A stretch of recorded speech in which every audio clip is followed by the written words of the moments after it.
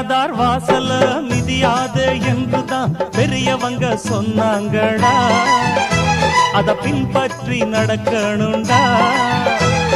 காரியத்தை முடிச்சுக்கிட்டு கடட்டியும் தான் விடுவாங்க. கலங்காம நீ நில்லடா. காலம் உண்டென்று நீ சொல்லடா. தாய் குலத்தை மதிச்சு நீயும் வாழ்ந்து பாரடா. நன்னலத்தை காப்பதெல்லாம் அவங்க தானடா. தாய் குலத்தை மதிச்சு நீயும் வாழ்ந்து பாரடா.